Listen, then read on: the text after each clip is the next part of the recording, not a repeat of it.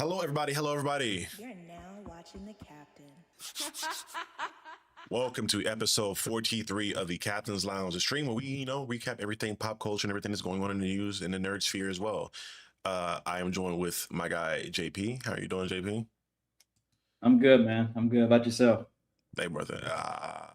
I'm good, man. I just want to, I want to partake in this conversation, about the Oscars and shit, on dead Yeah, let's homies, get real. dead homies. On day home. On day out. God, man. Shout out to my boy Nick.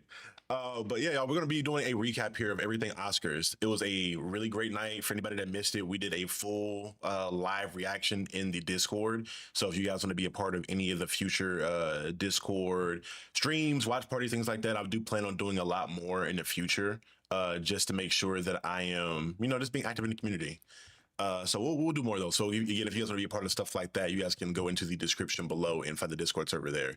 But beyond that, again, we're gonna go and recap every award and kind of give our thoughts on some of the awards that we feel like maybe could have gone a different way, or just reflect on what was already given out, and also to show a little love to the ones that were officially given out, and talk about some of the drama because there was a lot of drama last night. Oh, yeah. But let's go ahead and get into the first award that I feel like is worth really getting into, and it's best costume design. And the nominations for this were Frankenstein, Avatar: Fire and Ash, Hamnet, Marty Supreme, and Sinners. Now, these are one of these awards. I think there's a few awards last night that I understood were probably going to go to somewhere else just due to the fact that they were either really good and deserved it, or they just fit the mold. And I will be this as much as I am a big super Sinners fan. Again, I went fucking 3 times to theater to see it. I've talked about it on the channel multiple times. I praise the film. I'm a big avid fan of that film. I do understand there were other good movies that came out last year that were in the same tier, we'll say, not stratosphere, but same tier as a Sinners in regards to quality in different aspects. And it'd be disingenuous of me to say otherwise. And I think there's a conversation we're gonna have a little bit later in regards to that. But the winner of that category, though, was Frankenstein. And keep in mind, I don't know if anybody is super familiar with any Guillermo del Toro films, but like costume design, special effects, practical effects, those are shit those are things that he like dominates in. So just to kind of give you guys up to speed, he did the best Blade movie, I think. Well, no, he did Blade. I think he did Blade 2. So yeah, he did Blade 2. He did the best Blade movie. He did the Hellboy franchise, and a slew. I'm trying to remember some other movies that he did that were, again, very, very practical effect heavy with prosthetics and all kinds of makeup and things of that nature. So that's always been a thing and been a main feature in his film. So that doesn't surprise me that Frankenstein one day, especially looking at some of the prosthetics that Jacob Elordi had on as Frankenstein in that film, which I still need to finish. I need to watch that movie still. I made it a point to try to go back and watch some of the ones that were nominated during the award show that I hadn't seen previously. I'm almost done with Begonia, which great movie by the way. I do need to go back and watch Frankenstein. But what are your thoughts on that one? Did you feel like it could have gone a different way? I mean, I think the pretense you just mentioned of how we feel about Sinners. I mean, if you go watch the live stream, I was very like, oh my God, Sinners shit sweet. But like in all intents and purposes, after stuff calms down, no, I thought Frank. I mean, like the set design. I mean, Jacob, I forget the guy's name, the last Marty. name who played Frank. Like, I mean, like that alone should win something. So it's just like, yeah, I thought. To your points, Sinners is Sinners. I'm always gonna have a special place in my heart for it, but like it's not like these movies were not like on that same like level. So like yeah, especially when it comes to the costume design, yeah, for sure. I didn't have no problem with that.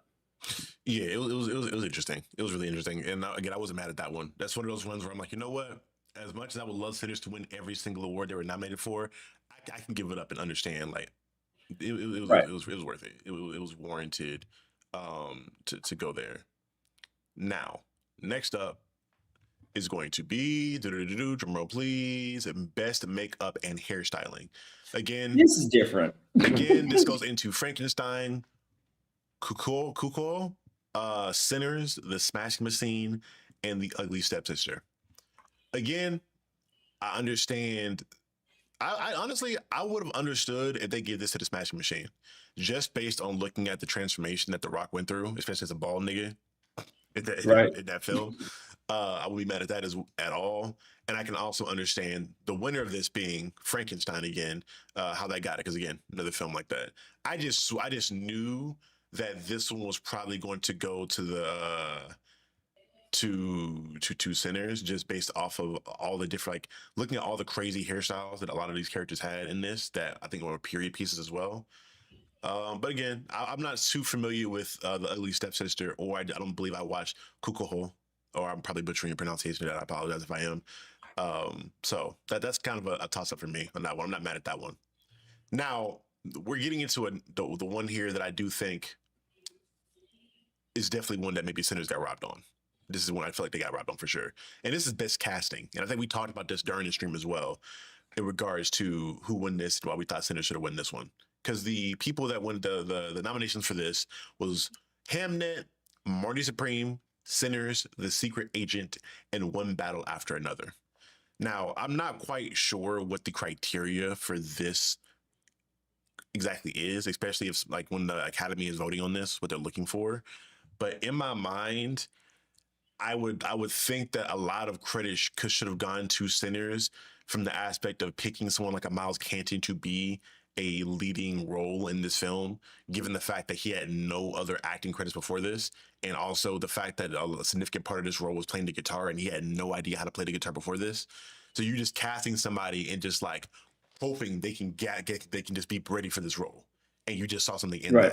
that. So finding diamonds in the rough is something that I feel like maybe should be valued there as well, because when you have like big hitters like a Michael B. Jordan, a Leo, like, these are no brainer like actors. If you can get them in your films, you cast them for roles no matter what. But it's the in between. It's the in basketball terms. It's the role players, the corner sitters, the corner boys that make that game and make the game and make the film really stand out and really shine. But this award went to One Battle After Another. How do you feel about that one? Well, I guess like would that argument be that one battle after another, Chase Infinity was the same thing for them? But Chase Infinity's been around for a while, haven't she? Yeah, she's been in a few other things. Matter of fact, I can look up her filmography I know right she's here. popping now. I think she's about to be in a new show that they advertised on Hulu last night or on Well, matter of fact, Oscar Sunday. she's only been in one other movie called The Julius Set. Oh wait, is that not coming out yet? The Julius I'm about to Set. say, Oh, so uh, it isn't out yet. So let me go see what music. I feel like she did some shows though. So yeah, she yeah, 'cause- did Presume Innocent, The Testaments. She did, again. We saw the ads for that, and for Hulu. She's been in The Testament since 20. Well, I don't think she. Wait, is that not even out yet? I don't even think this show. No, it comes out April 8th, so it's not even out yet. Yeah, so yeah. So she's only been in one other show that was in okay. 2024 that I can see. At least that's on. Let me check IMDb for IMDb credits, because I'm curious. I feel like she was in something else. Well, I still think your statement No, holds no. true about.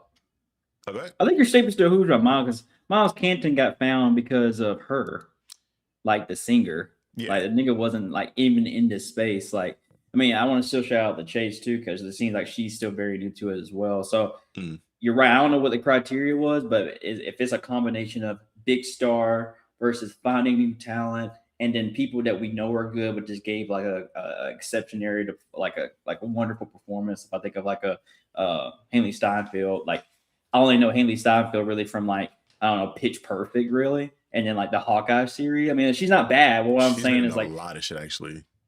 no, she has. She Yeah. has. I'm not saying like she's new, but what I'm saying is like I will argue the performance she gave is one of her best in Sinners for sure. I think Mm. Ryan did a good job directing her. So it's like I don't know if it's like a layer cake where your Leonardo's and your Michael B's are your best of the best. Obviously, you find new people, and then the people who've been in the game, you are allowed to just elevate them to the top of the top. It seems like both of them did that.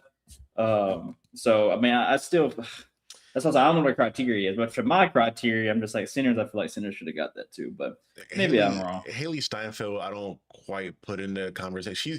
She's not like, she hasn't been in like a Michael B. Jordan blockbuster before this, but Right, she's been in a lot of really big projects, like you said, from Pitch Perfect to the Bumblebee movie that was pretty good, the Hawkeye show. She's Spider Gwen in the Spider Verse stuff. She's right, Hawkeye. She's Hawkeye. She's Kate Bishop right now in the MCU. She's been in, and there's a slew of other movies dating back to like 2013 that she's been in. So she's been in there a minute. And right. I only bring that point up for the factor of like getting somebody you know is going to be a consummate professional on your set. Like when you get somebody who's Right. acted in a bunch of different things, you have a track record of like their ability to get the job done. So at least even with Chase Infinity, I'll extend that same compliments to the casting director for One Battle After Another with Chase Infinity, because to your point, she'd only been in like one really well known thing before then, so they shouldn't have a even if it was something, it's still not a long track record. Versus No. again, I will also say though, I do feel like Miles had to undergo more of That's a accruing of talent and being more prepared, just because I think his role asked him to do a lot more. Granted, some of that stuff I don't think maybe had to be done, because I think they could have had like stand-ins or voice dubbing over some of the musical parts, but it made the movie just that much better with the factor that he was able to sing all that stuff himself and play those instruments himself. In my opinion, in my personal perspective, but that's just me though. We're to no, again. I no. want to I understand that this entire thing. I want to be more biased towards Sinners just because I love the film, and from a cultural levels, from a cinematic, like I just love this movie. Well, the biggest lie ever told is that there's no such thing as any bias. Like you're going to have a little bias towards something you like, and that's just our bias. So, like if just always have that in mind while we're talking about that. Right. Saying there's people who bias with one battle after another. People really like that film. Like there's some people who defend it just how we defend Sinners. So it's just like that's what it is. And we'll talk about that because I definitely enjoyed the movie. Like I vividly remember like leaving the movie and calling my boy Ethan and like talking about what we liked about it. Like when I was on the way home from it, because I definitely enjoyed that film as well. I don't want to act like that was a bad movie. I just think it had very Right. problematic plot points that really made me look at it sideways the more I sat with it. But moving onwards to best production design, again, another one where I have not seen Frankenstein, but I've seen shots in pictures of what the sets looked like and how elaborate they were. Brother, I'm not surprised in that Frankenstein won this award. But Frankenstein, Hamnet, Marty Supreme, One Battle After Another, and Sinners were the nominations for this. Again, I think the juke joint was something that was amazing to create, especially in the way that it was made to do the one takes. I do think that there were some major set pieces in Mighty Supreme that were dope in regards to the ping pong, the first international ping pong tournament scene that you start the movie in. I thought it was really dope and how it came together and how it looked. As well as One Battle After Another. I think there's a lot of like big fantastical set pieces for that, because there's a lot of like, I won't say war, but just like revolutionary see that feature revolutionary stuff going on in regards to a lot of the chaos and the drama and all the war. Again, there's a lot of dope stuff there, but Frankenstein just it was elaborate as fuck and a gothic as hell and detailed as hell. So I can understand how that won.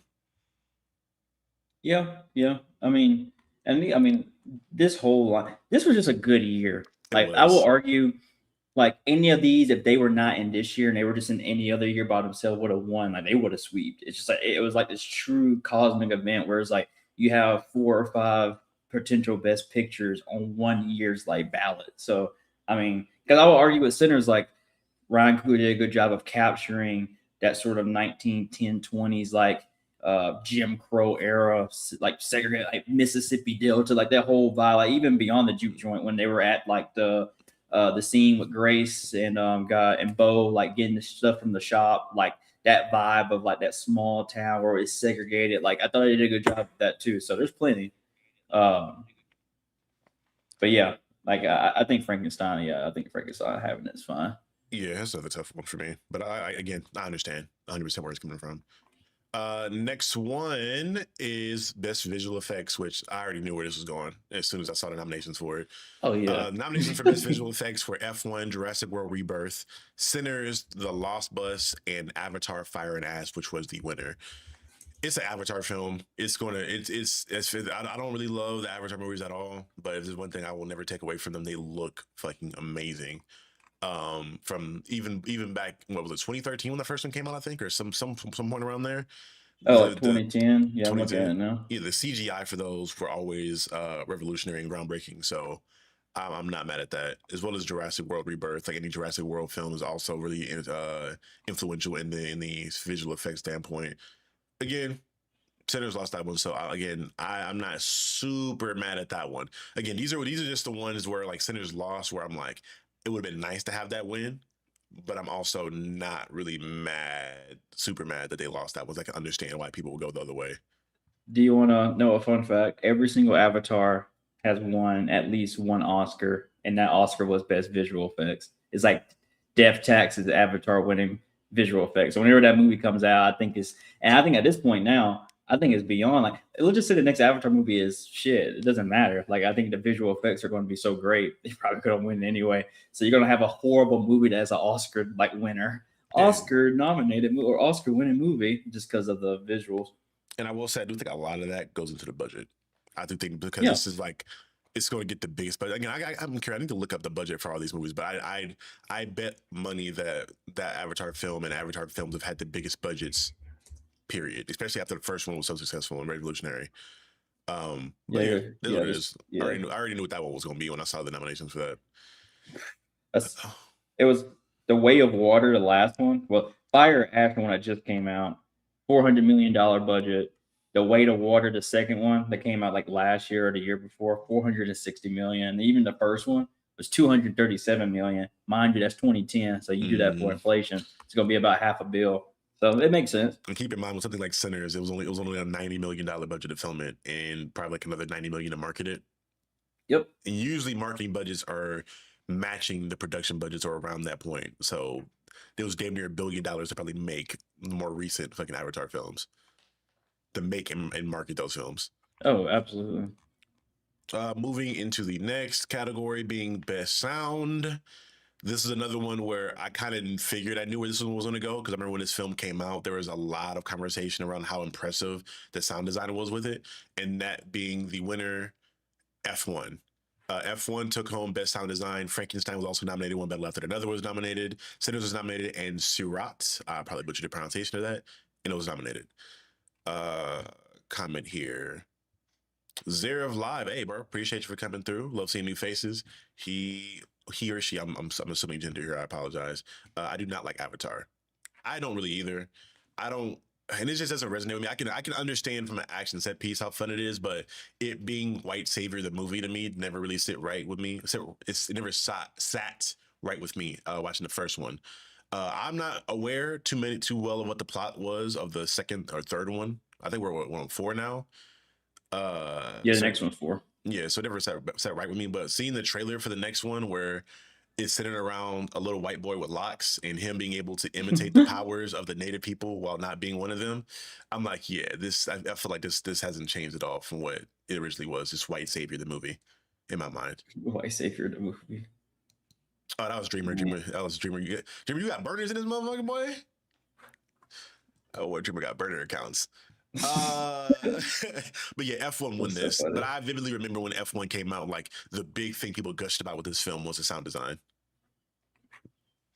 Yeah, I mean, this sounds bad, but like the joke going around is like this was F1's Here Nigga Down. Oscar, like it's just like they weren't gonna win any, they were not gonna win anything else. But it's almost very similar to I'm not saying they're the same like level of movie, but when Top Gun Maverick came out, just that sound of like being in the jet, like I remember going to the IMAX and just hearing it. I actually haven't watched F1, but I assume the sound is very similar to that, where they have those scenes when they're in the car and then you hear the zoom. Like this sounds right down like the alley. So when I saw that F1's on here, like this is probably the only thing they're going to win, and they probably deserve it. So because they're not going to get anything else. Right. Next one up is best film editing. Again, this is one that I will acquiesce because although I've edited for a while and there are certain things I can tell when a movie just has good editing in general, there's not too many subtle like nitpicks that at least for me at my skill level can notice when it comes to it. It's one of those things. It's like if again I always go back to basketball, but if I'm taking like Jordan, Kobe, in regards to them, like they're being basketball players and scoring, and they do everything so similar and they're so well. There's little things that you can nitpick, but if you're not an expert in that field, you're not going to really know what to look at to nitpick to find the differentiations between the two, which one you would put over the other one. And even then, I feel like it'd be more opinion based. But yes, going into best film editing, the nominations were One Battle After Another, which won. F1, Marty Supreme, Sentiments of Value, and Sinners again. I will say there were a lot of the transitions in Sinners I thought were impressive. Like one in particular was them going through the ceiling. Yeah, in the juke joint scene at the end where you're legit, they had to like CGI burning ceiling and then move the camera through that. it's just little stuff like that. But again, there's other ones like that with Marty Supreme as well that I thought were cool in regards to literally in the beginning of the movie. It's kind of fucking freaked out. But you're seeing Marty and the girl, I can't remember her name, like Eleanor maybe. The girl he grew up with in that film, Odessa's character. They're having sex, and at the end of their little sex sequence, you're seeing a fucking sperm cell run through to infiltrate an egg. So it's like a transition. That I was like, okay, that's cute, and it kind of set up as well like what was going to happen in the film because you kind of get the idea. Oh, he got her pregnant, so that's going to be a plot point later on. So there's little stuff like that that I thought was cool. Um, Yeah, and Dreamer has a point here. He says at that level of editing, they're just nitpicking because it's all amazing editing. Yeah, that's yeah, I agreed. agree. I agree. So That's where, yeah, again, another yeah, category where I'm like, again, I'd appreciate Sinners winning that one, but I'm not mad.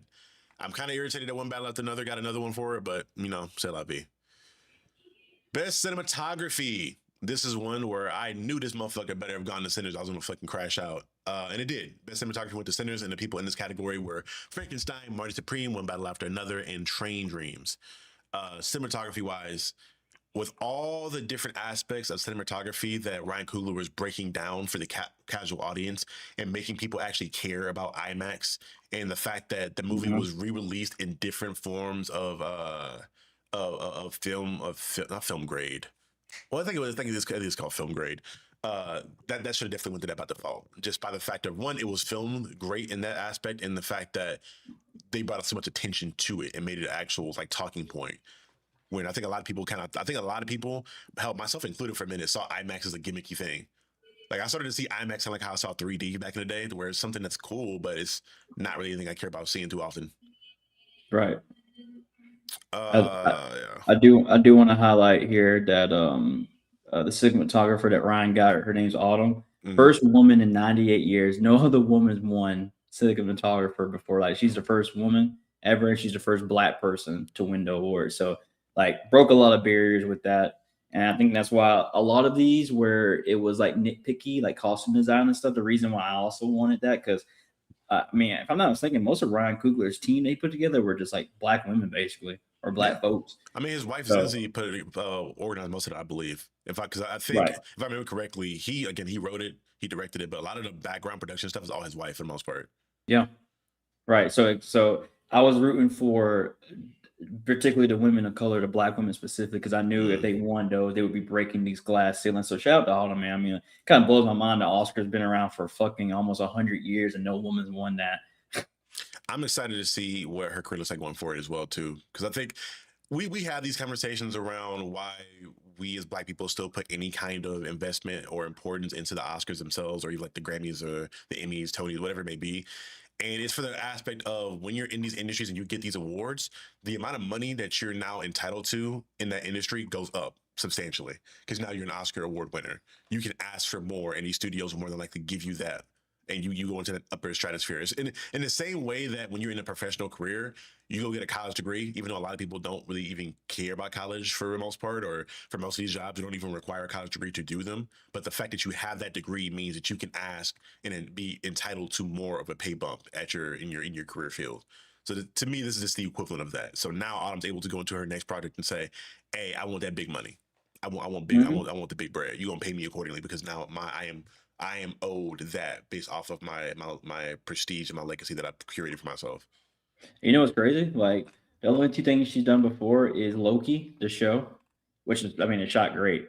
The cinematography is really good. And then Wakanda Forever. So I guess Ryan was able just to find that talent. And be like, yeah, man, we're gonna keep. I think that's why she shout out Ryan. Like, thank you for giving me a chance. And then Ryan was like, no, thank you for accepting like me willing to take you on. So it was a really sweet moment. It makes you realize like, yeah, all it takes is just one person believing in you, and now she's probably set for life. And that was another beautiful thing. Like you saw fucking, I think we talked about it too during the stream that we saw Ryan signing all night, like signing back and forth, like saying he loved everybody else on stage, which is cool. It was great to see that because apparently his Zinzi's an ASL interpreter, so I guess he just picked that up from his Oh, wife. So he was that's just really cool. interpreting like that. I'm like, that's again, this man is just it's like this is the perfect like it's a perfect example of like that one hood nigga or that one kid from the hood that has all the creative potential, but just needs an opportunity. Because when you hear Yeah. about Kugler's story and how, again, he went to college on an athletic scholarship and how in college playing football, whatever, maybe he took a class for art or whatever, maybe, and his teacher said, hey, I think you should do this and go down this path. He was on the stereotypical path that a lot of athletic black men go on, where you go to college, you play sports, you maybe get a degree, maybe you blow out your knee, you go back home or whatever, maybe you live a regular life. But Buddy got an opportunity within the realm of the arts and went to school, and people believed in him. And now he's made some of the most groundbreaking, revolutionary things ever, and he's put his Yep. culture within that. And I think that's definitely something that I find very interesting, and why I'm such a big advocate for trying to create organizations and programs that are affordable for people that are in low income, impoverished areas, because you never know when the next Ryan Coogler is right around the corner. There's probably so many Ryan Coolers we've lost just due to the factor of they didn't have a chance because they were in certain areas. So shout out to Ryan again. Just another way of Yep. doing that. My boy Dreamer says he's at Kugler's College right now, actually, and sitting in the same building Oh, as he that's did 20 cool. years ago. Yeah, but it has to be inspiring, especially for Yeah, everybody it that has, how comes through can that. not? Yeah, it has to be inspiring. And then this next one here is one that kind of, we talked about it with Avatar, with best original score. It's getting to that point where my nigga Ludwig Göransson is starting to become like, hey, if he did a movie, nigga, he get best score, You're getting it. because he's getting into John Williams, Hans Zimmer. Like, he's getting to that conversation around those people that make scores that are iconic and that define damn near generations from the original sounds that they have that are iconic. So he won that one, but he was also in competition with Begonia, Frankenstein, Hamnet, and One Battle After Another. And he won that one, of course. And at this point, let me look up all the ones that he has won now, because I know he won one for movies he's worked on. He's won one for Oppenheimer. I know he's won one for Black Panther. Yeah, he won for Uh, Black Panther, Oppenheimer, Sinners. he's worked on a shit ton. Oh my god! You know what? He worked on Turning Red, and that makes sense of why I love Turning Red so much. He worked on Venom, Central Intelligence. That's random as fuck. With Kevin Hart and The Rock. Death Wish, Creed, obviously Creed 2, Oh, the Mandalorian and that- Grogu. So he didn't do the Mandalorian. Well, he did Mandalorian and Grogu. Let me see what it shows. I think he worked on the show as well. yeah, I think like at least that first season, I think he worked on that one bare minimum. Yeah. From 19 from 2019 to 2020, he did that. Oh my god, he did Homecoming King for Hassan. Yeah, bro, I forgot about that. Yeah, bro, that shit's fire. What? The comedian Hassan Maheen, like the Homecoming King. Yeah, He's like yeah, that intro that he does. Which funny enough, the job I work for actually got shout out in one of those episodes he did. He made that soundtrack, which that's is fire. banger. And Dreamer made it a point too. He said, yeah, he accepted that shit like it was routine too. Like, oh, yeah, I do Yeah. this. I do this for real. And he's gonna get it. And he's gonna get it next year because he's gonna, he's gonna be in the Odyssey. He's doing the music for Yeah, Christopher Nolan. you Yeah, doing a he's Nolan already film? got Like, it. you're just a Nolan film about like Greek mythology, yeah, bro. That shit's gonna go crazy, actually. And Buddy is only 41 years old, gang. So Think about it. you have so And many Ryan more. Ryan's still in his 30s. Is Ryan still in his 30s? Yeah, I mean barely probably, but he's like, let me see how old is he? Yeah, he turns 40 this year. He's Okay. 39.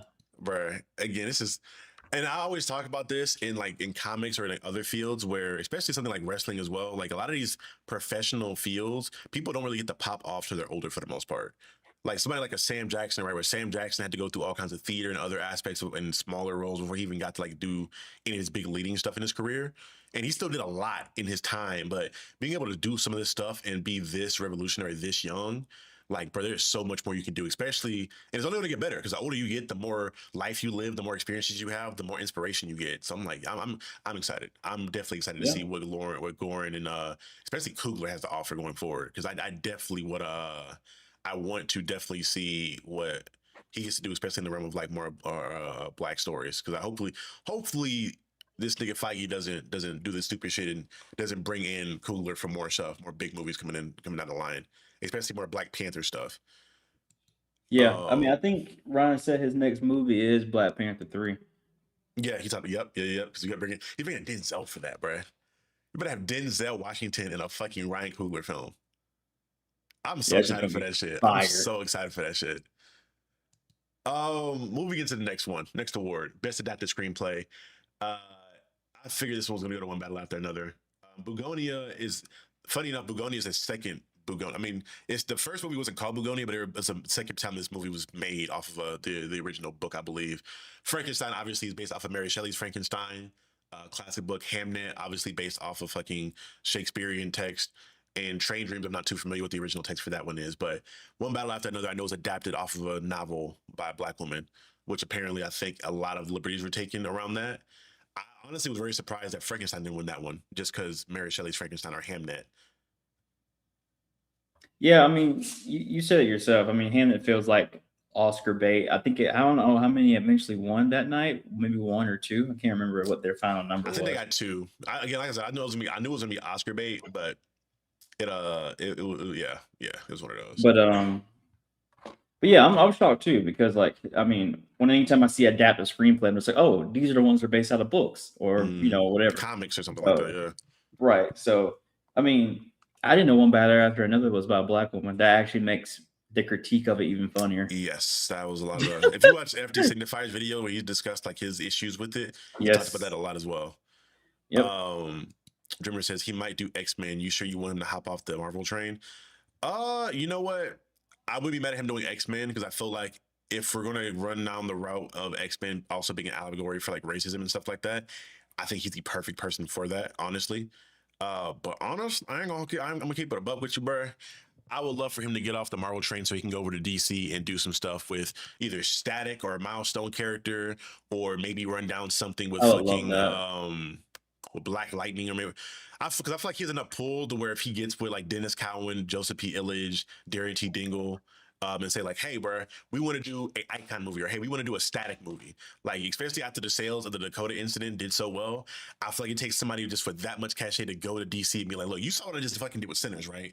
They gave me 90 million and it was an original fucking screenplay and I made this shit pop. Give me this fucking shit with this big IP. You saw how people showed up for this comic. I can make this fucking movie. I would love for Coogler to do a Static movie. I would love for it. Funny enough, I need to make a post about that soon about him like, hey, nigga, hey, you have to pull for it. Let's get this pitch going so we can get this static movie made. Because I think that's been a lot of the things that's dragging their feet. They haven't had anybody to really the pull to really go into Warner Brothers' ear and be like, yeah, let's get this shit done. Because I think they still believe that movie would not sell, even though they're watching the Spider-Verse like movies fucking clean house right now. But c'est la vie. Best original screenplay, nigga, you already know what it is. Get that shit to my nigga Ryan and Sinners.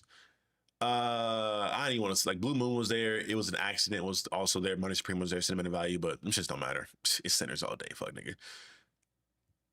You anything to add to that before we jump over? Well, it was funny. I was mad that Best Director was not given to Sinners, obviously, but I forgot that Ryan actually wrote it too. So I was like, okay, Ryan still got a Oscar. He still got one. Agreed. Best documentary feature. I watched The Alabama Solution. I also watched The Perfect Neighbor. Both of those were interesting. I probably would give it to The Alabama Solution for people that aren't aware of what that was about. It was essentially going through the idea of the Alabama prison system and showing how corrupt it essentially was. Like they were getting a lot of firsthand testaments from prisoners in the prison system, as well as doing some research on people outside of it. And it just showed how fucked up it was. And one example I will point out to that is the idea that there was one point in the documentary where they spoke on how there was they'll call it a riot, but it was we'll say a protest for lack of a better term with all the prisoners, because there was a murder of a prisoner essentially, and it was not handled in the best light in regards to people actually being convicted for the crime. So the prisoners organized a protest to where they weren't going to do any work or do anything for the most part, or even eat they were eating, but the prison essentially just stopped giving them food, or they only gave them like a cookie or some other shit like that until they starved them out and they stopped the protest. And essentially the Alabama, I don't know if it was the governor or the mayor or who it was exactly, her big thing that she did to try to combat this for the future was to build a super prison to store more prisoners in, and funding for that was going to come from the Alabama school system. So it really reinforces the idea that Alabama and privatized prisons, their goal is to create more prisoners, to create a prison to a community to prison pipeline. Where, for people that aren't aware, areas with incredibly low education or incredibly low literacy rates are usually the ones with the highest crime rates, which then lead to the ones with the highest prison, like prisoners convicted. So you're literally having a prison being built, taking money away from schools, not allowing kids to be able to get educated properly, creating more crime because they're not educated enough to really get out there and pursue the proper channels to feed their families probably on a consistent basis. So now you're creating prisons. It's just this whole endless fucking evil cycle that's being perpetuated there. So I probably would have given that one a lot more. I thought that was just people's like literally lost lives. Like I think there's one person in particular who gave a testimony who talked about like I can't give y'all too much information because I want to make it out of here because I feel like I won't make it out alive if I do. And they gave the testimony, and Buddy died I think like a month before he was released, or like a couple weeks before he was released. They found him dead. So yeah, but this one, the Mr. Nobody Gets Mr. Against Putin won, which again I can understand. A lot of these were really just about corruption for the most part. The Perfect Neighbor was really just about a crazy ass neighbor in a racist neighborhood, getting somebody murdered. But say la vie. Best international feature. I have no experience with whatsoever. I haven't watched any of those films that were brought up, but Sentimental Value won that. It Was Just an Accident was nominated as well. Suriat was nominated. The Secret Agent in the voice of Hind Rajab was also nominated. So congratulations to them. Best Animated Feature. This was an interesting one because Zootopia 2 was nominated. Little Emelise, or the character of Rain, was nominated. Elio, Arco, and the winner, K-pop Demon Hunters. With how big that was, if you were tapped into how big K-pop Demon Hunters was, you pretty much knew what it was. And to Jeremy's point, he says Toy Story 5 is winning that this year, more than likely, because it seems like they're about to put their foot into the next Toy Story movie. But that's that. You have any thoughts on that one? No, I mean, there's a reason why the two performances that they had at the Oscars was "I Lied to You" from Sinners and "Golden" from K-pop Demon Hunter. I mean, that's how big that movie was. You had to be living under a rock if you haven't at least heard about it. I'm not saying you have to watch it, but you have to be like under a rock if you at least hear about it. So they got it. I will say them getting cut off, I was keeping track of it. They were cutting anytime it wasn't somebody like, I don't know, man. It just felt a little weird about the people who they specifically cut off. I was just like, let them speak, man. Let them speak. Because we had Homegirl. I understand when it was the whole like the people who passed away, but she had a good solid 15 minutes up there. You know what I'm talking about? The one. Yeah, bro. It's just shit. That shit bothered me for the factor of you had all these other white contemporaries up there. Because again, this is a moment where like this for a lot of people, this is their pinnacle of their career. This is what they've grinded for and hoped for their whole career. For like again, This is their MVP. This is their MVP. This is their championship. This is what defines their career. So they're obviously going to be fucking emotional on stage. They're obviously going to want to thank everybody that ever helped them along. Like you can give them a little bit more time on that one. And for K-pop Demon Hunters, like that cast, those were those people's like first time like doing anything to my knowledge in regards to something of that nature. And they had people to thank, and especially with the fact that I don't think Shorty's English was the best. Like you could have and she had a list of people. You could have let them run down that list real quick. But they were just like, and it broke my heart because she was damn near begging and pleading for more time. And they were like, yeah, bitch, we cut the lights off on you. They cut the lights off on them niggas and paying that camera out. I was like, God damn, y'all couldn't give her another like 15 seconds? That shit felt so fucked up. But shout out to them because I think they also won like for best original song or best song later on. Best director. This is where I wanted to start choking bitches. I ain't gonna hold you. Niggas could have got choked out for me. Because the nominations for this was Job Safdie with Marty Supreme, Joachim Trier in Sentimental Value, Chloe Zhao in Hamnet, and Ryan Coogler in Sinners. But the winner was Paul Thomas Anderson for One Battle After Another. Brother.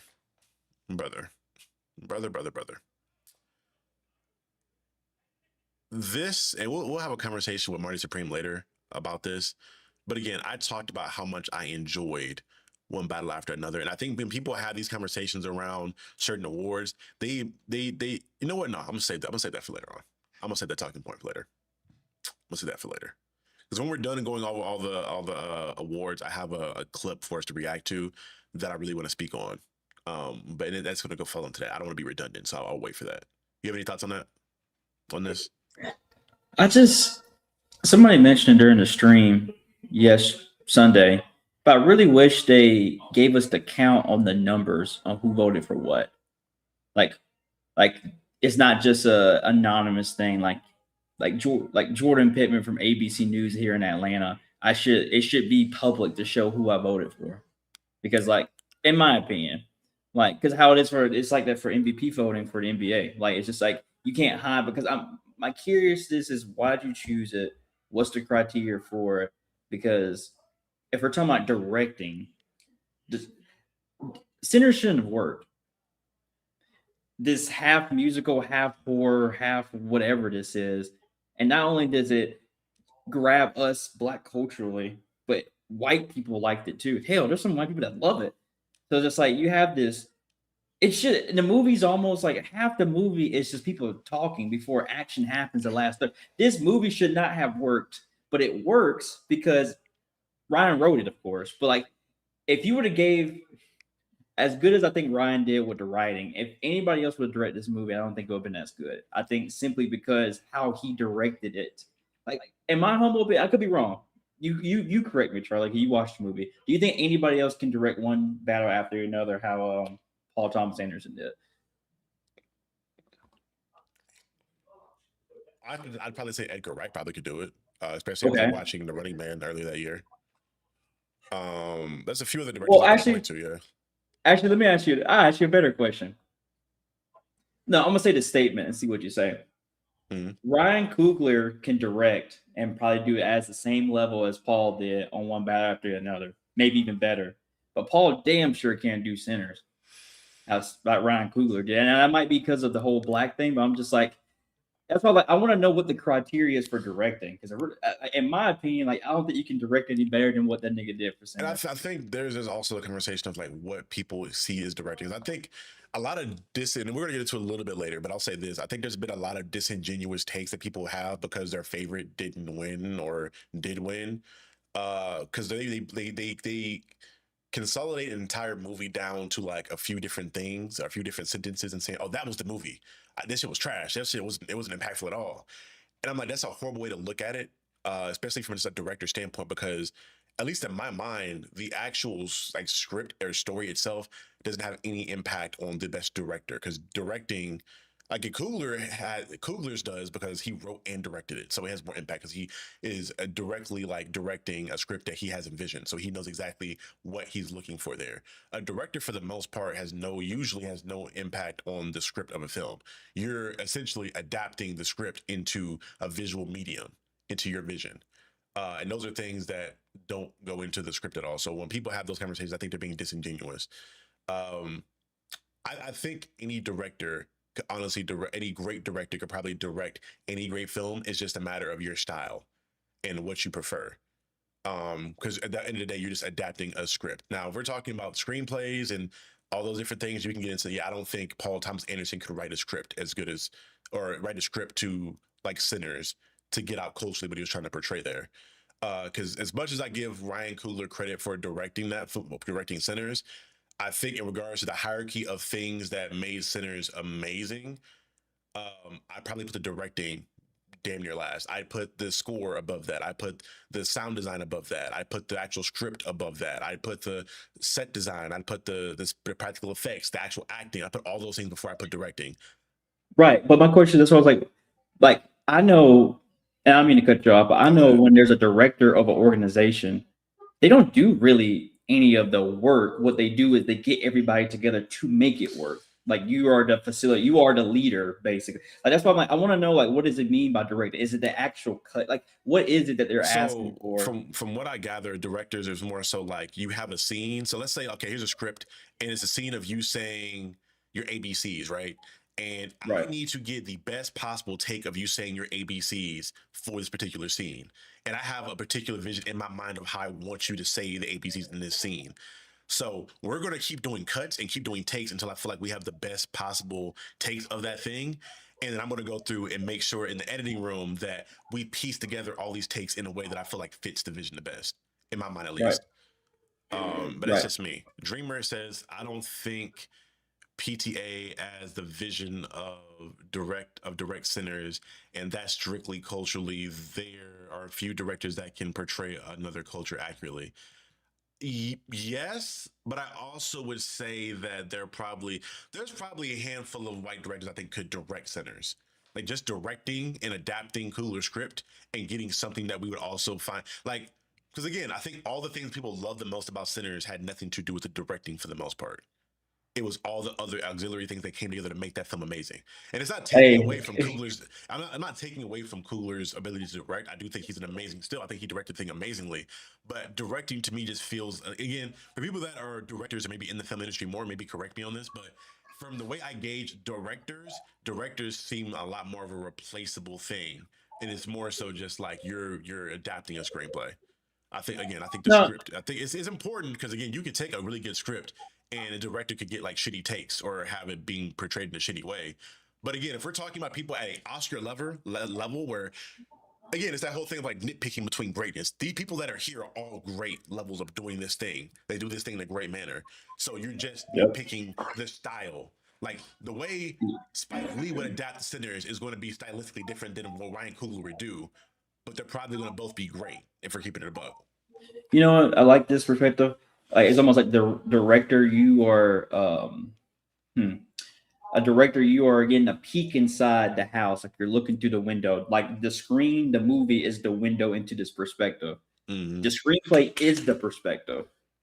Like if say my great example of this, and I guess you're helping me realize this in real time, is Doctor Strange and Multiverse of Madness is a great example of this because like forgot what this Sam director's Raimi. name is. I liked how he directed the movie, but the screenplay was so ass he couldn't save it. Like there was genuine scenes he would cut how he did Scarlet. He made Scarlet look scary as shit in that movie. But it doesn't matter how scary and cool with the blood from the oil from the robot she killed. None of that matters because the screenplay's ass. And another example, I guess, stay with the Marvel example. If you look at the, I can't remember his name, but the Iron Fist from the Netflix series, people were really mad at him. I thought he acted just fine. I thought it was directed just fine, but the dialogue he had was really fucking bad. So yeah, like again, directors. Oh, I don't. Dreamer has a point here, and I think he's gonna sum up what I'm gonna say for the most part. Directors, like you said, adapt the screenplay, and adaptations can be done wrong and communicated and not communicated well because they didn't have the vision. Yeah. And even then, I don't even think it's a matter of it being communicated wrong. I think it's just a matter of it matching the script. Because I do think finding a director to match the actual screenplay and the story, like it matters. Like if I have the screenplay and the script for the next Carrie movie, I'm not going to go find fucking Taika Waititi to come direct that because he doesn't do horror. I'm going to go get somebody like Mike Flanagan, who's a horror director, to direct a horror script. Like he understands what it looks like, what it needs to look like, and it's just as simple as that. Again, if we're talking about people that direct those similar type that would match that, like honestly, in the end, people the niggas can be mad at me, but I'd say like I think Jordan Peele could direct Sinners relatively well. We can get a similar outcome if we took the script that Jordan Peele has I agree. and we're putting somebody in who is very aware of all the inadequacies and all the things that come from uh chattel slavery and that time period of a racist Mississippi South and a Mississippi Delta. I think he could also direct that in a great manner. I just think it would just look stylistically very much different than Coogler, so they have very two distinct styles of directing. And they're two different black men with two different black men experiences too, which that will factor into the whole vision Mm, that he would have. Not saying it'll be different. It's just like there's actually a TikTok I saw when Sinners came out. I can't remember it now, but it's just like if you look at Jordan Peele, some of his best work would Get Out, and then like with Sinners, like you're talking about the black experience in those movies in two different ways, which still came across this the evil being just white people, but yeah, like it's deeper than that. because Peele tends to shoot his things in a more cerebral type of level and more like atmospheric horror versus Coogler, where this was it was very so much like a monster flick, damn near. In regards to like the horror aspect of things, like Peele is a lot more methodical and like grand scheme, and I think more metaphorical in his horror versus at least I can't speak to all of the horror that Coogler does. This is his first time doing horror, to my knowledge. But it's very much so like directing a classic monster flick, which is fine. It's fine. It's just a matter of what your taste is, because even with Undertone, like me, Chris, and we were talking about like how much we loved Undertone, how much it bothered us. That one of my favorite creators, who I usually respect her takes on stuff, she said that shit was boring as fuck, and I was like, objectively, I think you're wrong, but that's just not her taste. That's not her cup of tea. And she talked about like this is not my cup of horror tea. Like the slow build up, the atmosphere, stuff like that. It's not for everybody. Because again, this is arts, and art is very subjective. But c'est la vie. Moving on to the next thing here being best supporting actor. This is one where I had a lot of irritation with. Not even the fact that the winner wasn't even there, but the factor that let's just get into nominations. Nominations for with Benicio del Toro and One Battle After Another. He did a great job. I think he was one of the shining moments of One Battle After Another. And I think it's kind of wild to have two supporting actors get nominated for this when there were other supporting actors. I feel like in Sinners they could have also gotten, but that's just me though. Delroy Lindo in Sinners, Stellan Skarsgård in Sentimental Value, Jake Elordi in Frankenstein, and the winner Sean Penn in One Battle After Another. What I will say is Sean Penn did what the fuck he was supposed to do. Because if you watch that movie and were disgusted with Sean Penn's character and low-key thought Sean Penn was a little racist, nigga, he did what he was supposed to do. That character is supposed to be diabolical, evil, and a racist. Like he acted well in that role. And he portrayed that character very fucking well to the point I thought that was him. In a similar fashion to where niggas saw Django and thought niggas side-eyed Leo for a long time after that fucking movie. Because we were like, nigga, you did that a little too well. You did a little too good. So I look at that no different. Again, I'm irritated that he wasn't even there to accept the award, which I'm hoping he had a good reason for it. I'm annoyed that I feel like Delroy Lindo should have gotten it, but Sean Penn's character was definitely a lot more integral to that movie, to his film, than Delroy was to Sinners. I felt like there were amazing scenes where Delroy was in, but I feel like if you removed characters. Like if I removed Delroy Lindo's character and just kept the Sinners plot, you still relatively get most of Sinners. The movie of One Battle After Another legit cannot happen without that character. Like if you take Sean Penn's character out, you can't have that movie. Well, I haven't watched, but I'm assuming so. But I will say for Delroy's take, it's just like they did. I guess in the movie, Stack did have to go to him and be like, "Hey, we ain't starting the juke joint without you being there.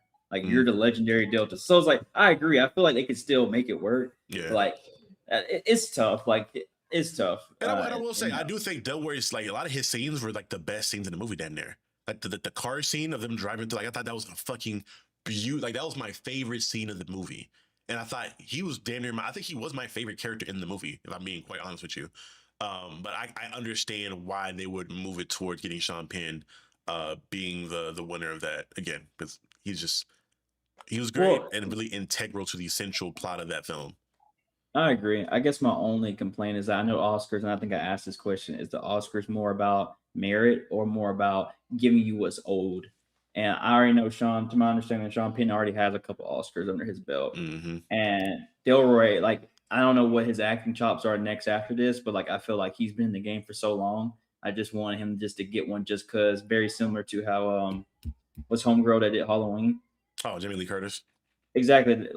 Like that obviously, and she was fine. I think we talked about that. She was fine in like Everything Everywhere All at Once. But like you can tell that was also like a hey, this is for this performance, but then for everything we haven't given you up to this point. I just wish they would have gave him that same especially her being like a legend in the game. Like she was supposed to right. Again, but they didn't want to give it to her for horror because for a long time they did not respect horror at all. And she was doing mostly horror for a little bit.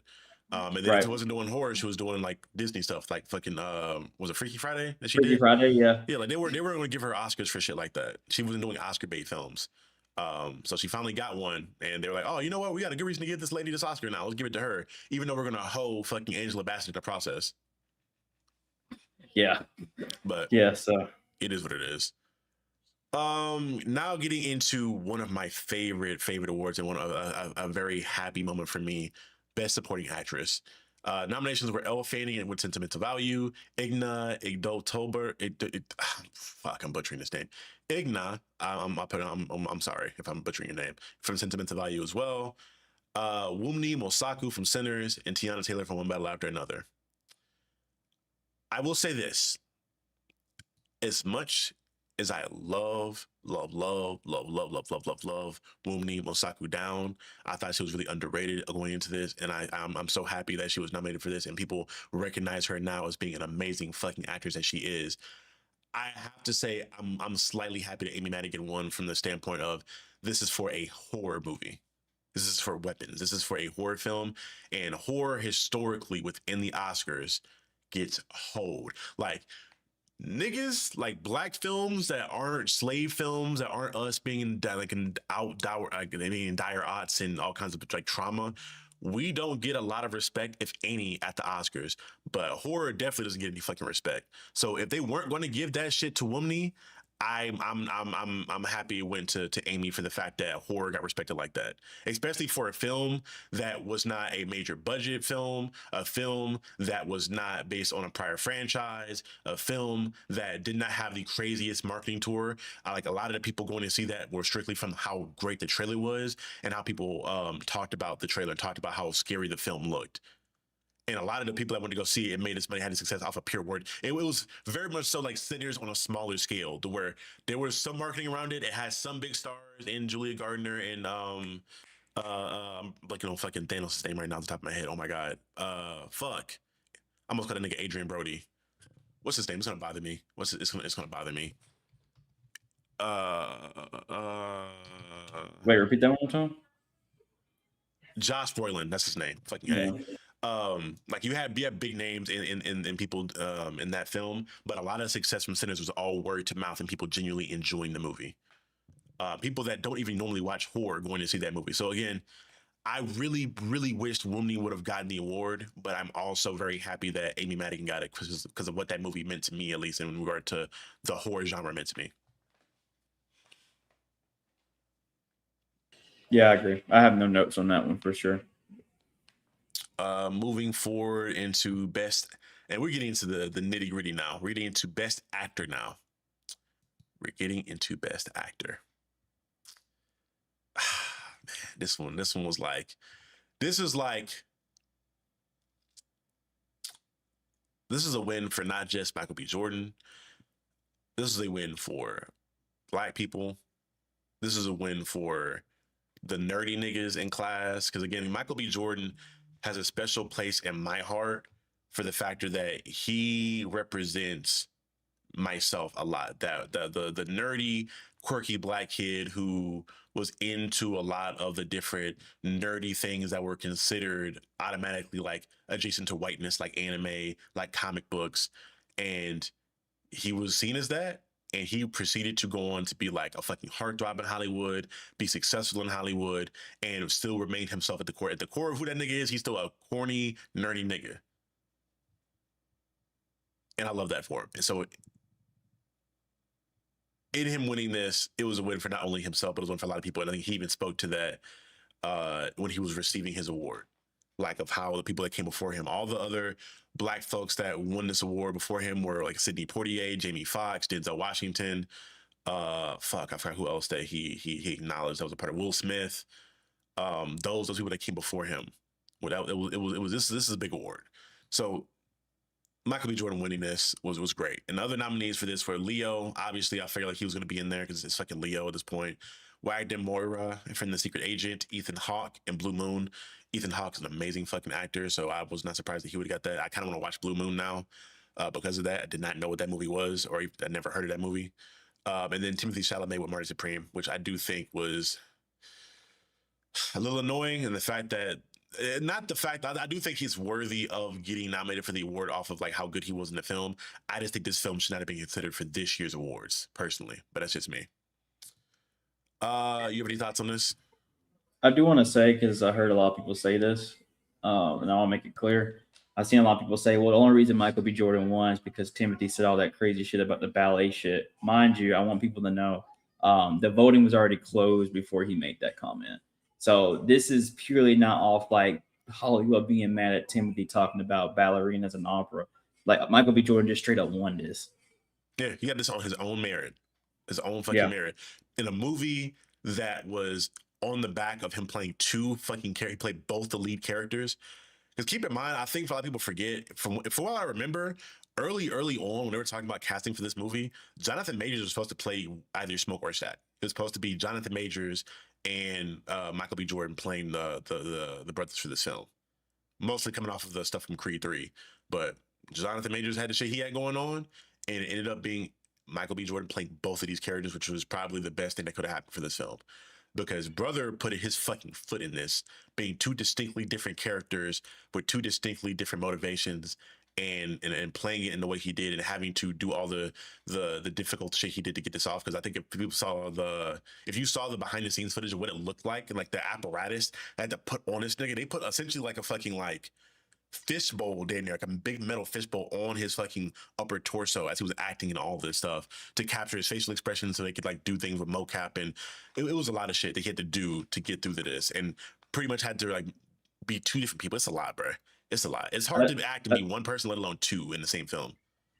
Right. I mean, I think my favorite story that kind of sums up how I feel about him winning this is, I can't remember if it was Haley Steinfeld or somebody else on set. They said this nigga was so in character that if you notice, Stack or Smoke, one of them has dimples and the other one doesn't, because he will hold his mouth different when he was playing a different character to let them know that it's somebody else. You know how crazy that is? And the subtle differences, I don't even know if he knew he was doing, but if he did, he didn't publicize that. It took somebody else to say that they noticed it. It's those little details of why, like, yeah, he deserved that fucking Oscar. That was him. Yeah. If he didn't win that shit, I was gonna riot. 100%. 100%. Best actress.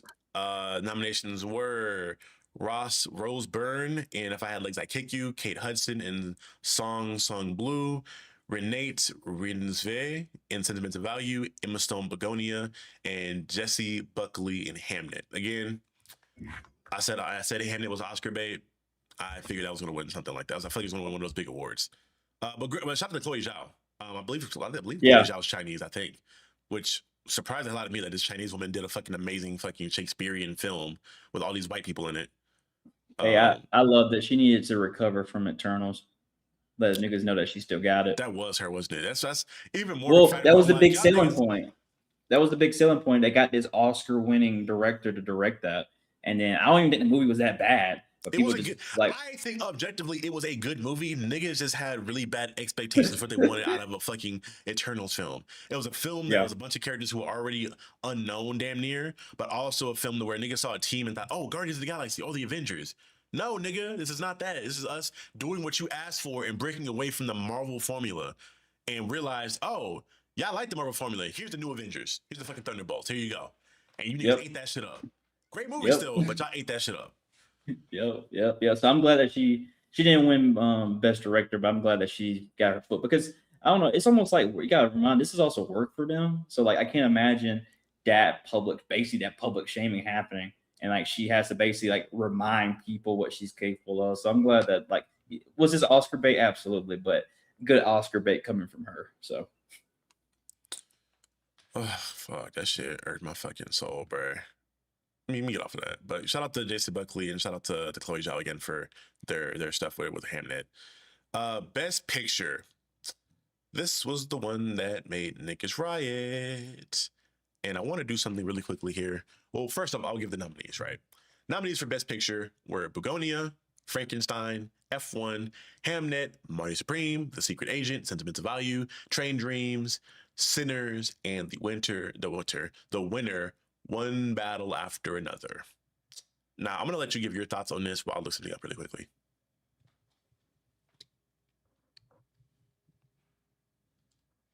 Go ahead. My thoughts. Sorry. Sorry, I was thinking hard about that, and I just didn't say words out of my mouth. This is the one that everybody really pays attention to. Like, besides the actor, best actress, best picture is the one. This is the one I wanted, obviously. Like, and I knew it's one of those where like you knew as time went on, because they kept on winning best picture from from British and from other award shows. I was like, I know what they're going to do. But man, I just feel like best picture truly puts a stamp on at least that particular year. Like, this movie is one of those movies that 30 years from now, you're gonna go back and watch and show your kids because that was the best. And this is subjective, right? But like this is the best film that came out this year.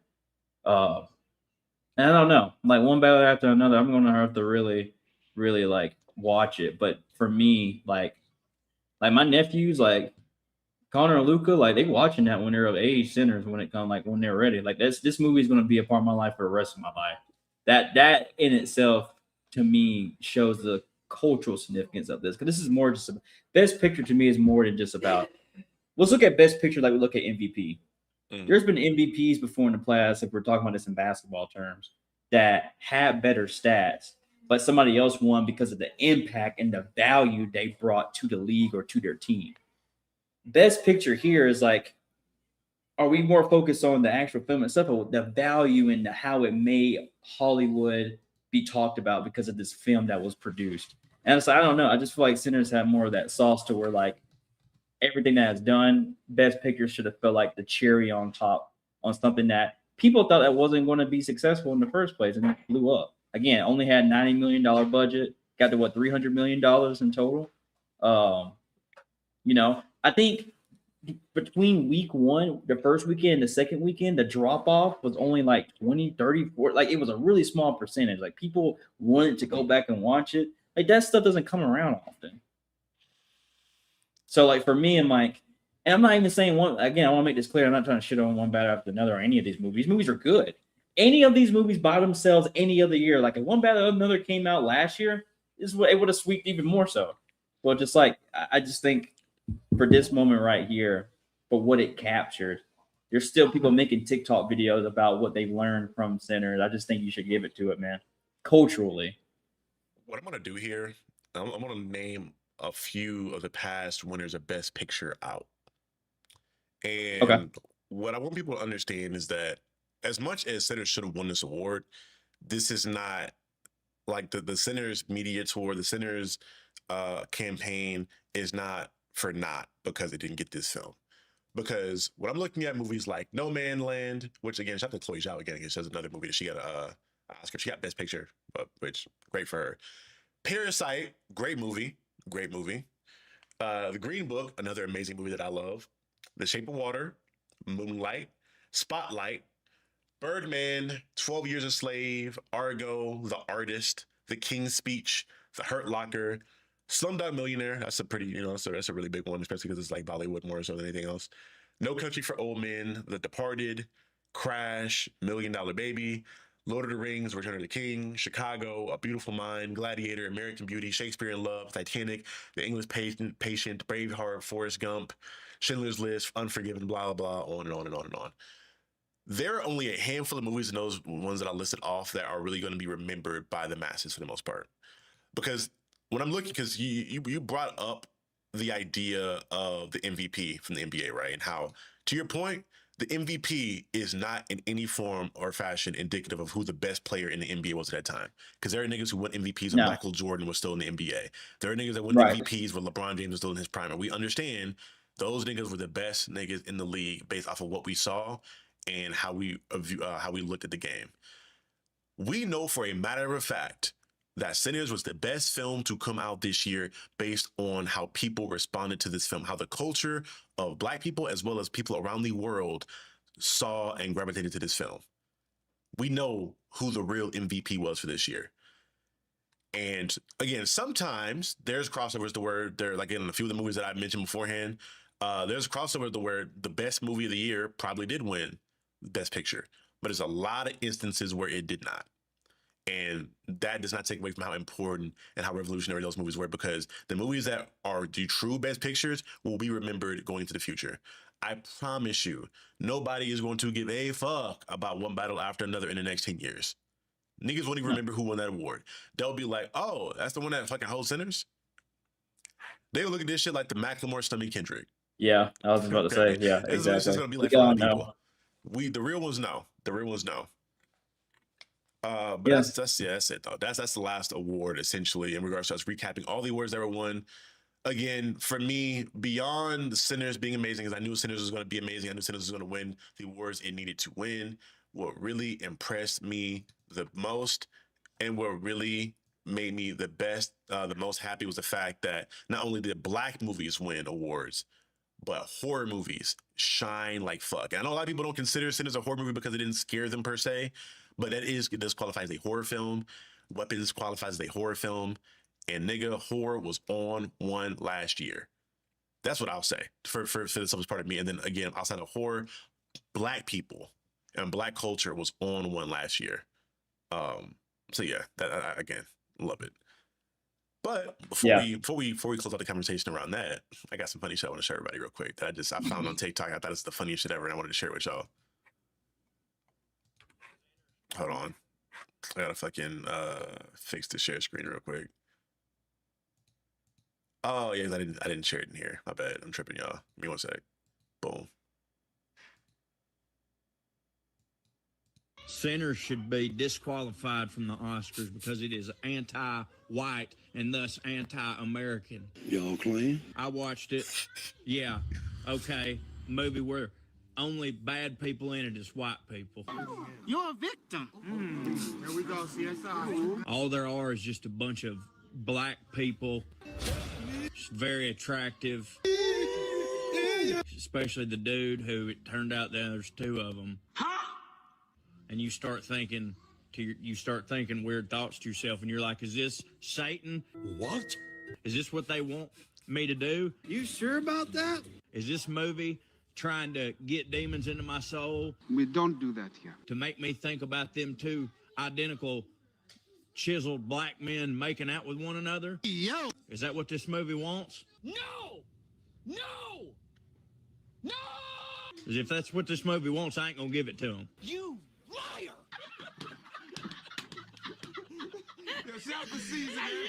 So a huge congratulations is in order to the movie.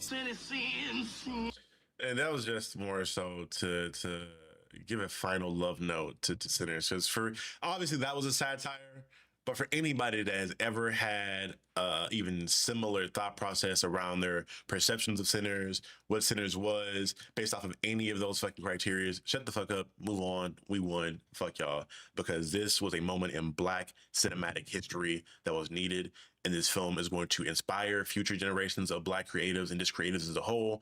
And this movie is going to be a canon event for artistry in cinema going forward. So again, Ryan Coogler, Michael B. Jordan, Wunmi Masaku, Delroy Lindo, Miles Canton, Haley Steinfeld, Omar, almost got a nigga Omar Epps, to the rest of the cast, I'm maybe forgetting names of right now, to Ludwig Göransson, to Autumn, to everyone that had any parts in bringing that movie to the silver screen and inspiring an entire generation and generations going forward. Thank you for your work. You guys are loved. You guys are appreciated, and you made history. Moving on to some of the drama and some of I do want to talk about some of the disingenuous points that I saw being brought up around the Oscars, mostly to do with Marty Supreme, because I think a lot of the drama and a lot of the conversation that people were having issue with had to do with Marty Supreme and how people perceived it and whatnot. And I'm gonna talk about a few things here. But first and foremost, I want to show you guys something more so react to something again.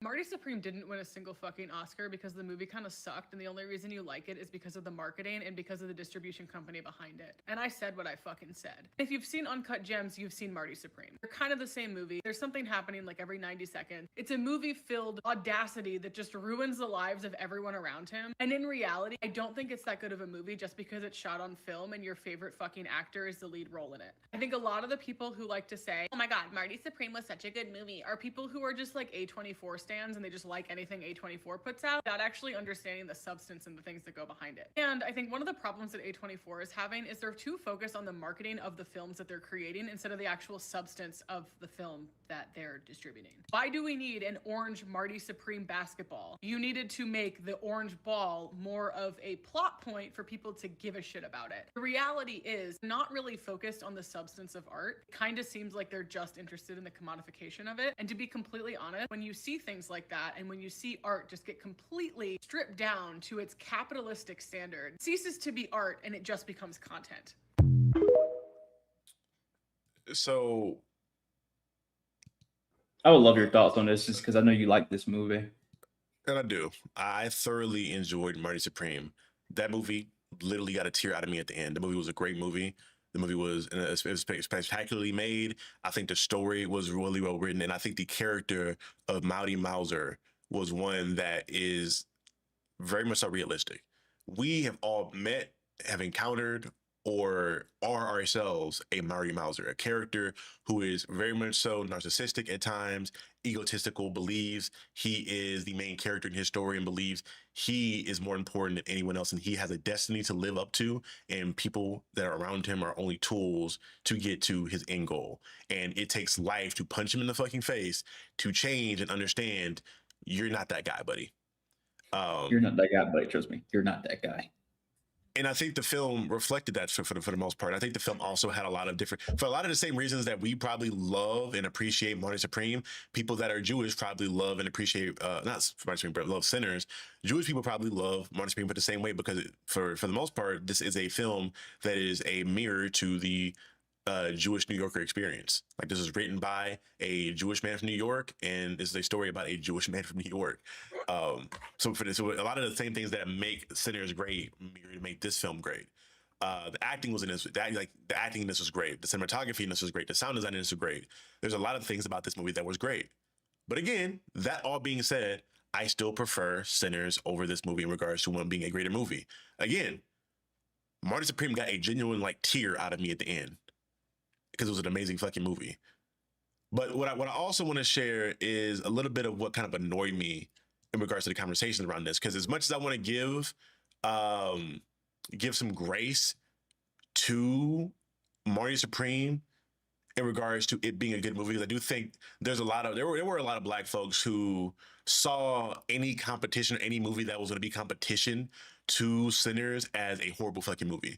And the thing that I did not really think was really great about her breakdown of the movie is that what she did, you can do with any film or anything as a whole. I can take the plot synopsis of what your thing is and be like, pretty much, matter of fact, I don't even have to guess what I could do with it, because it was already done for Sinners. Motherfuckers tried to say, oh, this is just Dust from Dusk Till Dawn redone over again. I'm like, yeah, Right. you can consolidate the story down into something like that, where, oh, it's just vampires in a juke joint, or people in a juke joint being attacked by vampires. You could try your best to minimize this film like that, but you'd be fucking stupid to do so, and you probably show that you either didn't understand the film, you just didn't like the film because of a bias, or you didn't fucking watch the film. You watched somebody's synopsis on it and you tried to bring your own small-minded logic as to what this movie is based off of that. Two things can be true. Sinners can be the best movie of the year and be an amazing film, and Marty Supreme can be an amazing fucking movie. And this is objective and separate from any way you feel about Timothy Chalamet, any way you feel about the outside media and how they tried to shit on Sinners or try to uplift Marty Supreme. Objectively, they are both great movies. But I still put Sinners over that. Now, where I do give a lot of credit and a lot of understanding as to why when black folks talk about fucking Marty Supreme, why they shit on it the way they do, is because the people that try to uplift it over Sinners. And I made a post recently, right? And in this post, let me see if I can fucking zoom in. How do I fucking zoom in on fucking on this? Hold on. Damn it. This is how I know I'll be using too many fucking actual stills on the fucking website. I don't remember how to fucking zoom in on fucking computer. Whatever it may be, it is what it is. I made a post a couple days ago, like 3 days ago on Threads, where I saw a lot of the similar things where people were being very disingenuous around how good Marty Supreme was because of Sinners. And I wanted to be fair. I'm always about being fair in conversations. And I said, look, Sinners was the best movie of the year, but please don't be disingenuous as fuck saying Marty Supreme was trash. It was a great movie. And I had a lot of people in the comments that were saying some wild shit. And in them saying the wild shit, it required me to respond with this message. Don't hop in these comments being racist. Comments will be deleted. I don't play that shit. Because some of the because there were some more level-headed replies in this one being I had a better experience on the first watch of Marty, but I do think one of the rare ones that I love both equally. I'm happy for it to be a witness for real. Makes sense. Makes sense. This is where I started to get fucking irritated and where I had to make me rethink the post and where I'm like, okay, I forget that white people can see my shit too. Because this Virtue Cinema says, I saw comments about Marty Supreme by supporters of Michael B. Jordan Sinners. These people don't like cinema. They're engaging in activism, even if it means humiliating the actor who rivals their standard bearer of community pride. I like Sinners less, but I respect the work, even if it is, in my opinion, it's not in the top 2 best films of the year. I had to reply with, don't get it twisted. I understand the hate because the way Sinners and the cast have been disrespected the entire fucking year by the industry has been egregious, especially during February. Any humiliation Chalamet got, he earned himself. Yeah. And there's a bunch of different comments around that were kind of similar in regards to saying, oh, Sinners wasn't even top 5 movies of the year. It wasn't anywhere in the top 10. Blase, blase, blase, blase. A lot of disingenuous bullshit on the other side of things. And in seeing that, I understand why black folks was on Marty Supreme the way they were on Marty Supreme and the way they were on fucking Timothy Chalamet. Because for the most part, that movie wasn't even supposed to be in the conversation because it came out in the last month of the fucking year. So how can anyone watch this film, critically think about this film and review this film and put it next to movies you've had an entire year to really like sit with and think about? Yeah. And Mind you, do that. nigga, this came out Christmas, not just December. It came out Christmas. So it's only 6 days that it was part of 2025. 6 days. And it pissed me off. It annoyed me to the utmost degree. And that's where and honestly, it beckons back to a lot of conversations we had, me and the council had with the DC So White campaign, right? Where people were saying, oh, you guys are begging for a seat at DC table. You should only support black indie books, or you support black indie books. Brother, if you look at my fucking shelf, there's nothing but either black indie books or my own book on this shelf of black excellence right now. And I switch this shit out with new books as the year goes on. I can chew bubblegum and walk at the same fucking time. I can say I want Milestone Media and Static Characters to be represented in DC and also support black indie books. And I think this is the same thing here, where I can acknowledge great cinematography and great cinema in Marty Supreme and also uplift Sinners to where it should be in the status quo of things. I don't need Sinners to be so great. I don't need to shit on other movies to assert why Sinners is great. Sinners is great and better on its own merit. And that's what irritates me a little bit about this conversation this whole year, is that people didn't just uplift Sinners to that point of being amazing just because it was amazing. There are people that had to shit on everything else that they saw as competition with it. And for the most part, I understand most people that do that are people that are guests in the forms of like artistry and cinema. Those are the casual fans who don't watch a lot of movies and they don't know how to critically review other movies. So if they see something as not as good because they don't see themselves in it, they immediately shit on it. And I get irritated when I see that, because I've seen that with black artistry way far too much, where we put out a comic book or a story or a movie or music that is amazing, and because white folks can't impress upon it, they can't empathize or see themselves in it at all, they downplay it and minimize it to something that is disingenuous as fuck.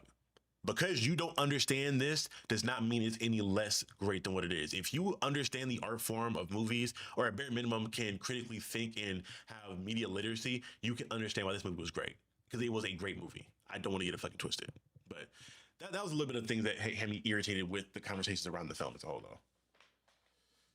I mean, it's just about it's the whole two things can be true at once. It's like both movies are great, but black people defending Sinners and white people defending Marty Supreme is not the same shit. We know who you are on the Marty Supreme side. It's because like usually black folks are just only doing that out of like self-preservation, of like, hey, we know historically we're not represented, we're not seen, we're not heard. We have to do. Funny enough, the joke I was going to make about Michael B. Jordan is like, it's funny that what got him the Oscar was something that he had to do twice as much to be half of. The whole quote, it has a whole new meaning now. So it's just like, yeah, like I understand historically, you have to. It's the whole when it comes to interracial relationships, right? Like a white person hating that, we know where you're coming from. If a black person hates it, it's like, I don't think it's right either, but I can understand it given the historical context. Same thing here is like, black people doing that with Sinners, defending Sinners versus everything else, I get it. But white people doing this, I know why you're doing that. So it's the context that matters. It's just people in a mud fight. Like, I just ask the black folks with stuff in the future, we don't have to defend our artistry. We don't have to shit on and attack anything we see as a threat. We can just say, hey, our shit is the best shit because it is the best shit, not because we have to downplay anything else. It is the best. Yeah. And I'll say this, my boy, shout out to Nick, boy here. He said the sour cream citizens be tripping. And because they were tripping, that made me just like stop even trying to advocate for Marty Supreme anymore. I'm like, I tell, but people that I'm around understand how much I like the movie. I ain't advocating for this shit no more because I see how white people get down and get with it. When I try to be objective about these things, motherfuckers, you give motherfuckers an inch and they take fucking 15 miles. So I'm just like, you know what? Y'all got it. I was like, you know what? I'm on it. Fuck it. Martin Supreme's trash. Fuck it. It's trash now. That's true. Fuck Now I it. will say, Lawrence, I am fortunately one of those people. You talked about him. I like him. I will defend him, not because it's like black folks in it. I just really like that movie. I thought it was good. I like the movie. We saw him together at the same night, opening night. I thought it was good. I enjoyed him. I liked it. I reviewed the whole movie on the channel again. Lawrence, if you want to see what my thoughts were on it, I have the video on the channel where I reviewed the whole movie. I enjoyed it. Merlin the commenter says, if it ain't white, it ain't right. As a whole personality, the average white ex user cornflakes American. And I agree, yeah. And I expect better from Threads, but I do be forgetting white people like that. They are everywhere. They're everywhere. And Lauren says we can agree to disagree. Fair enough. That's fair. Fair enough. That's I fair. ain't mad at that. But shit, y'all. That's all we have for the show. You have any other like thoughts or things you want to bring up before we were to do about here? No, I'm just I'm excited to do this next year because I think we already have one of our best contenders of the new year, Project Hail Mary. The reviews are looking wonderful. Ryan Gosling might got another Oscar in his hands, man. Yeah, Project Hail Mary is gonna be great. I'm gonna enjoy discussing and talking about They Will Kill You and Zazie Beetz. It's gonna be fucking amazing. What am I talking about? Odyssey's about to sweep. It's gonna be Odyssey. It's gonna be Brand New Day dropping in July. It's gonna sweep.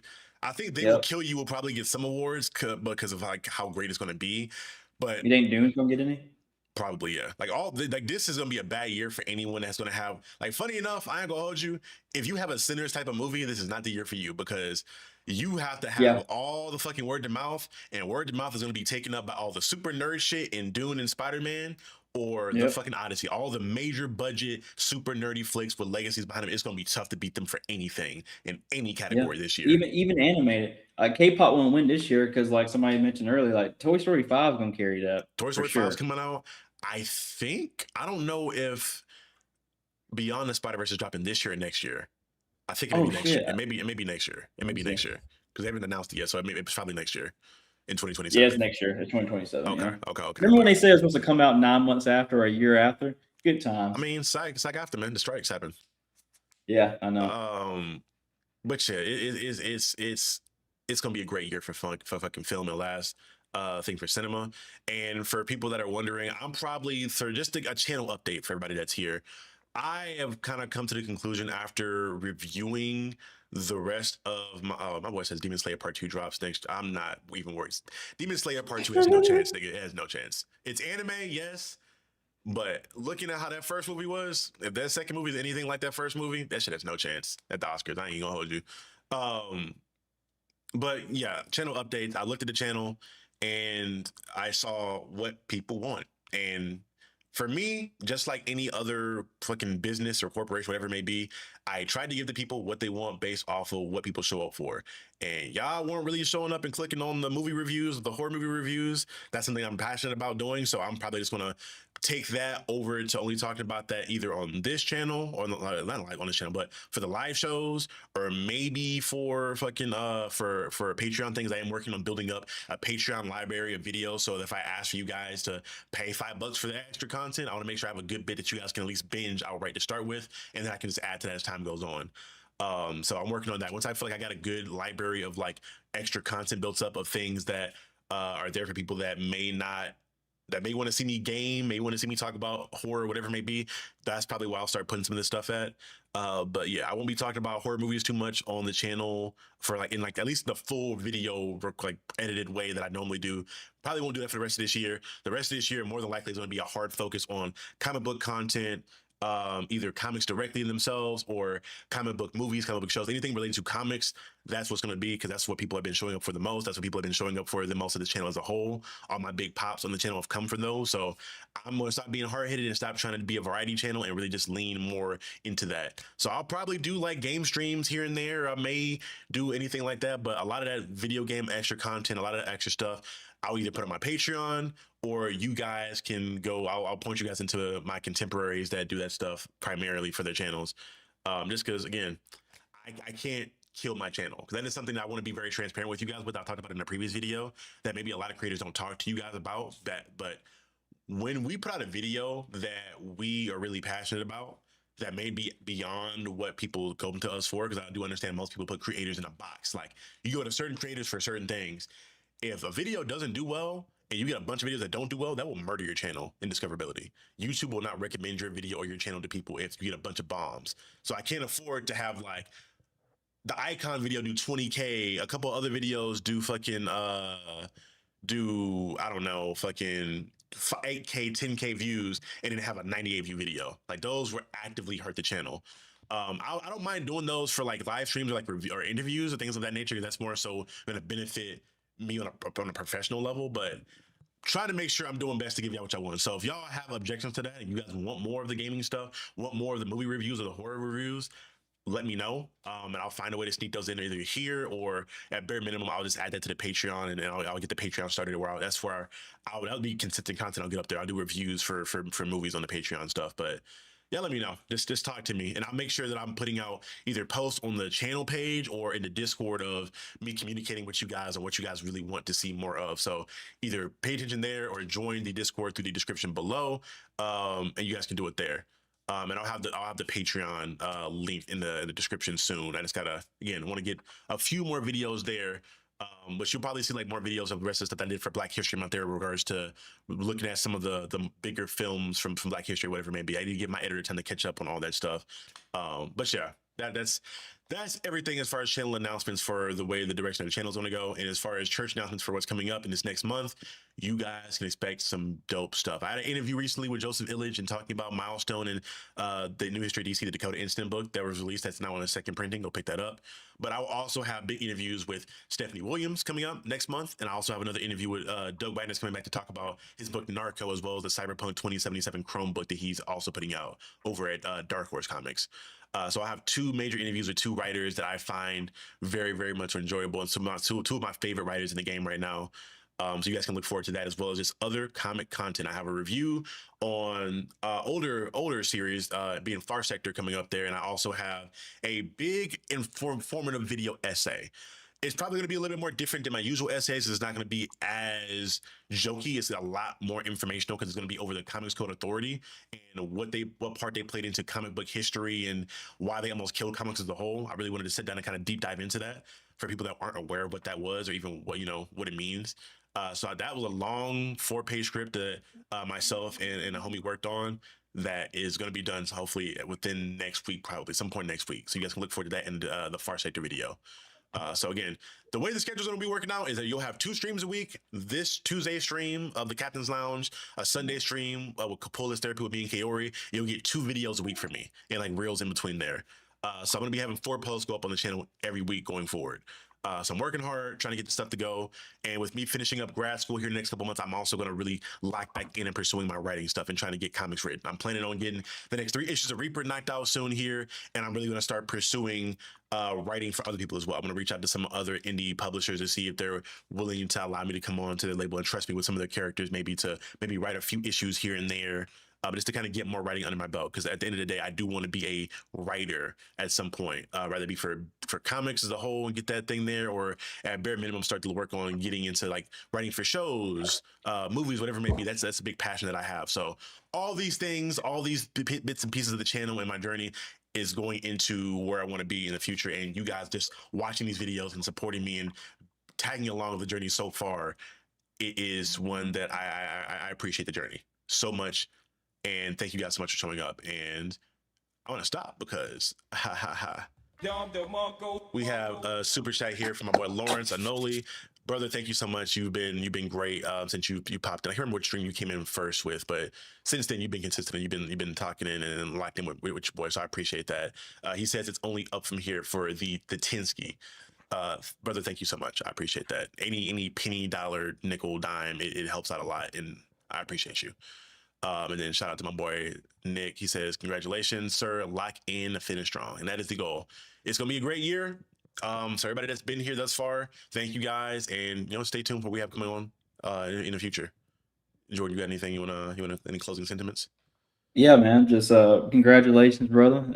Y'all don't know how much this nigga works behind closed doors. He has the facade online. This nigga work, bro. So like, you know, from the bottom of my heart, seeing you from where you were in college till now, like I'm proud of you, man. It's only like everybody else has been saying, it's just up from here.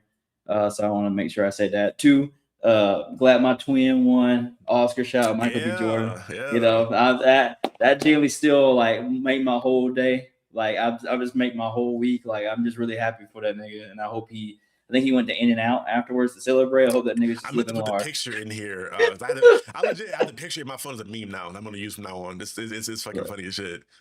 I love it, bro. And then I do want to highlight I think somebody said I need me the K-pop Demon Hunter sequel for 2027. Hey, bro, it's out the mud, man. Merlin the commenter, you got it, bro. You got it. I definitely need to. I need to watch. I need to watch the first one still. I have not watched K-pop Demon Hunters yet. I have not got around to it. It's really good. I got a back catalog because I've been so locked in with comics the last couple months. I have like a back catalog of shows and movies that I need to watch that I'm just like been off on. And I don't know. I'm gonna find a vacation at some point so to just like binge a bunch of shit that I'm behind on and to make a list. Anime too. And fuck, video games is about to be big this year. There's about to be a bunch of fucking great games coming out this year. Because I gotta finish playing through Resident Evil Requiem, which y'all probably get at some point. So I'm gonna try to like finish that up on stream because I started it on stream. I'll finish it on stream, and then I'm gonna be in 2 days, nigga. Crimson Desert. That's about to be the binge. Everything is proceeding as I have foreseen. I'm about to be binging the fuck out of that in my off time. Between that and Rivals, those will be like the only 2 games I will be playing for a minute. So again, we gotta have another rival streaming night. God, with the crew we got now, it'd be fun. Yeah, I gotta get that together, and we'll set that up. I'd be so worried. Yeah. I'm so unhinged. I'd be like, damn. I know. I don't want to be able to like it, and I have to focus on like the chat and comments because that is the thing that people don't talk about. You have to be actively engaged in your streams. You can be a passive streamer, but I like to be when I have a stream up and people are commenting that I'm engaging and making them a part of the whole experience. And if it's the game where I'm like have to be super locked in and competitive with, but again, y'all, this has been another episode of oh damn, I'll be disconnected and reconnected for a second. But yeah, this has been another episode of the Captain's Lounge, episode 43 of the Captain's Lounge. It is only up from here. Thank you guys so much for showing up and showing out. Thank you guys so much for supporting me so far into this journey. And thank you guys for any future support you guys are going to have for me going forward. This has been Captain Diesel of Captain Diesel's Dojo. And y'all remember, forever and always. You're now watching the captain. And I'll see you guys next time. Peace, y'all.